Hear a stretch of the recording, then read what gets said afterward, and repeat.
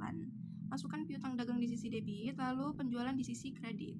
Caranya, ambil nominal dari soal, lalu pindahkan langsung ke kolom jurnal yang tersedia. Setelah dicatat di jurnal, nominal sisi debit piutang ini harus segera diposting ke buku pembantu piutang. Ini dilakukan agar saldo tagihan ke tiap pelanggan tercatat secara detail dan akurat. Nih, buku pembantu piutang.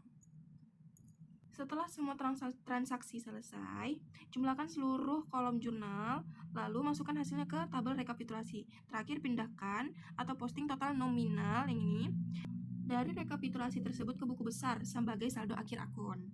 Lanjut, langkah kedua, kita mengisi jurnal pembelian. Masukkan akun yang dibeli di sisi debit, ya, persediaan, dan utang dagang di sisi kredit. Nominal sisi kredit ini harus segera diposting ke buku pembantu utang. Nah, itu diposting agar saldo utang ke setiap supplier tercatat secara detail dan akurat. Setelah semua transaksi selesai, jumlah seluruh kolom dimasukkan hasilnya ke tabel rekapitulasi. Terakhir, pindahkan total nominal yang ini dari rekapitulasi tersebut ke buku besar sebagai saldo akhir akun. Sini buku besar. Nah, nih buku besar ya. Langkah ketiga, jurnal penerimaan kas. Digunakan untuk mencatat semua uang masuk ke perusahaan seperti pembayaran pelanggan dan pelunasan piutang. Lalu, jangan lupa memposting ke buku pembantu piutang agar saldo pelanggan selalu terupdate. Setelah itu kita menjumlahkan, habis itu kita merekapitulasi, total debit dan kredit harus sama. Pengeluaran kas digunakan untuk mencatat semua uang keluar dari perusahaan seperti pembayaran utang dan biaya operasional lainnya. Setelah itu kalian lihat ada tanda ini, itu jangan lupa posting ke buku pembantu utang untuk update saldo utangnya. Nah, kalau kalian perhatikan lagi di sini, ada 4 angka lalu diikuti oleh 2 angka di belakangnya, itu artinya diposting ke buku pembantu biaya, agar perusahaan bisa mengetahui rincian setiap jenis biayanya, mengontrol pengeluarannya, dan memudahkan pembuatan laporan keuangan. Nah, lalu setelah itu, ada tanda seperti ini lagi, itu artinya kita akan memposting ke rekapitulasi. Nah, di rekapitulasi di debit dan kredit itu harus sama juga, harus balance ya. Pemakaian bahan ini digunakan untuk mencatat penggunaan bahan baku dalam proses produksi. Di sini ada tanggal waktu pemakaian bahan, lalu keterangannya jenis bahan yang digunakan, baru ada nomor BPB, lalu sisi kreditnya ada persediaan bahan menunjukkan bahan berkurang, di sisi debit pusat biaya menunjukkan bahan digunakan untuk proses produksi. Transaksi ini kemudian diposting ke buku pembantu biaya. Nih ada tanda ini. Lalu lanjut ini adalah memposting ke rekapitulasi. Sisi debit dan kreditnya harus sama, dan rekapitulasi ini agar mempermudah kita posting ke buku besar. Jurnal memorial. Jurnal memorial digunakan untuk mencatat pemindahan dan penyesuaian biaya produksi yang tidak dicatat di jurnal lain. Nah, di dalam jurnal ini atau transaksi ini, biasanya kita 3 kali memposting. Itu yang pertama buku pembantu biaya, yang biasanya kita tandai dengan ini. Ada 4 angka diikuti dengan 2 angka di belakangnya. Itu untuk memposting ke buku pembantu biaya, untuk rincian biaya. Lalu kita memposting ke buku besar untuk saldo akun. Nah, selanjutnya kita posting disusun ke neraca lajur. Kapitalisasi biaya dan alokasi overhead pabrik. Semua biaya overhead seperti bahan penolong dan gaji dikumpulkan di tabel rekapitalisasi.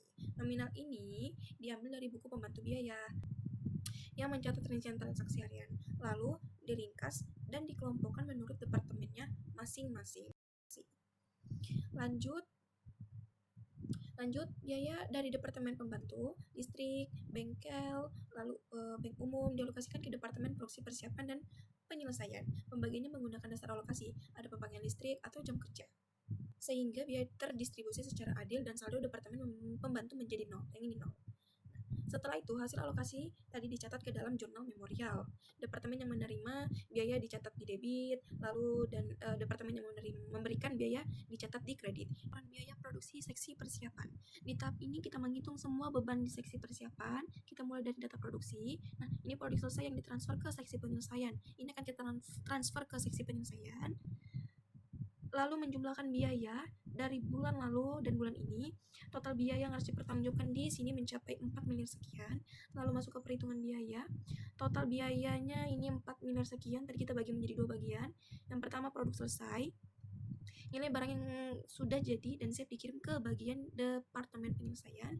Yang kedua produk dalam proses, nilai barang yang masih dikerjakan di akhir bulan. Lalu setelah itu kita membuat jurnalnya lagi, ya.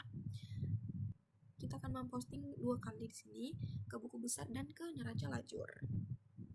Oke, selanjutnya kita masuk ke laporan biaya produksi seksi penyelesaian. Di tahap ini, seksi penyelesaian menerima produk dari seksi sebelumnya, yaitu yang ini. Dari seksi persiapan, semua biaya yang sudah dikeluarkan ditambah lagi dengan biaya tambahan di bagian ini. Bagian ini seperti biaya tenaga kerja dan biaya overhead baru. Total biaya digabungkan menjadi 5 miliar sekian. Lalu perhitungan biayanya, totalnya 5 miliar sekian tadi tersebut dibagi menjadi dua lagi, produk jadi dan produk dalam proses. Kesimpulannya, laporan ini bertujuan untuk memastikan semua biaya dari awal sampai akhir sudah terhitung menjadi harga pokok produk. Jadi angka totalnya sudah sama atau balance, artinya perhitungan kita sudah benar. Lalu kita buatkan jurnal lagi ke jurnal memorial. Nih, yang 25 BM. Kita catat di sesi debitnya itu kita mencatat pertambahan stok barang jadi di gudang senilai 5 miliar tadi itu. Lalu di sisi kreditnya kita mengurangi saldo PDP di seksi penyelesaian karena barangnya sudah tidak lagi diolah tapi sudah jadi. Setelah semua jurnal dicatat, kita masukkan neraca lajur sebagai tabel besar untuk merapikan semua angka. Di sini kita kumpulkan saldo awal dan hasil jurnal memorial tadi. Tujuannya untuk memastikan semuanya balance sebelum kita bikin laporan resmi ya. Nih, sudah balance. Lanjut kita masuk ke laporan laba rugi.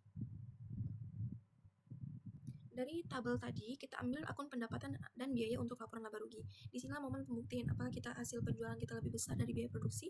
Kalau iya berarti perusahaan untung atau sebaliknya bisa rugi ya. Lalu kita lanjut ke laporan neraca. Terakhir ini adalah neraca. Laporan ini menunjukkan kekayaan perusahaan saat ini ya, kesehatan perusahaan. Di sisi kiri aset, di sisi kanan utang dan modal. Oke, segitu dulu penjelasan dari saya. Terima kasih.